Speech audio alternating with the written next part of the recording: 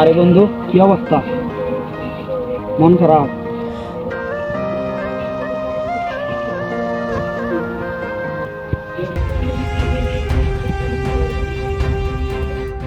আরে বন্ধু, এটা তো দেখি তোর গার্লফ্রেন্ড। আর এই ছেলেটা কি? আর এই ছেলেটার সাথে তোর গার্লফ্রেন্ড এগুলো কি করতেছে?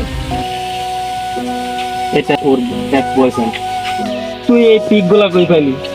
এই ছেলেটা আমাকে ওর পিক আর ভিডিও দিয়ে আমাকে ব্রেকিং করতে। কি বলবি বন্ধু? এই ছেলেটাকে কি দোষ দিব? আসলে মেয়েদের জাতটাই খারাপ। আচ্ছা বন্ধু, তাহলে তোর আজকে কিছু কথা বলি।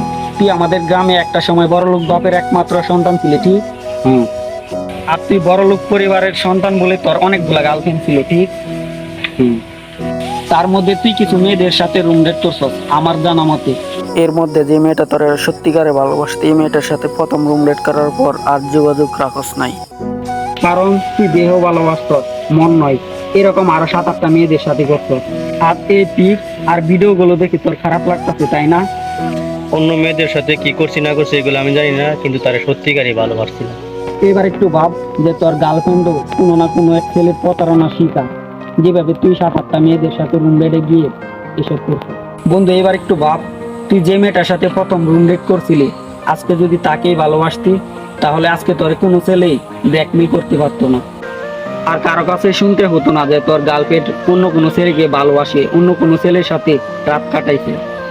আর বন্ধু, তুই যে মেয়েদেরকে প্রতারণা করছস না, আজকে তারাও কারো না কারো ঘরের বউ। এবার একটু ভাব যে তাদের কেমন লাগতেছে। আর দিন শেষে তোদের মতো ছেলেরা বলে মেয়ে জাতটা খারাপ। হ্যাঁ, মেয়ে জাতটা খারাপ, কিন্তু কেন খারাপ জানোস?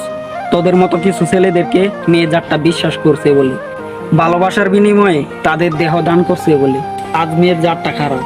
আর বন্ধু, যদি ভুল কিছু বলে থাকি তাহলে আমার ক্ষমা করে দিস। রাখ না।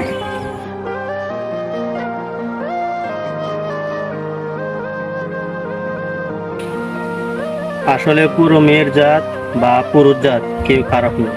খারাপ হচ্ছে প্রেমিক নামক কিছু ছেলে মেয়ে। খারাপ হচ্ছে প্রেমের নামে যারা রুম ডেট করার কথা বলে তারা। তাই আজ থেকে চলুন ভালোবাসি মন দিয়ে, দেহ দিয়ে নয়। ভালোবাসা আত্মার সম্পর্ক, শারীরিক নয়।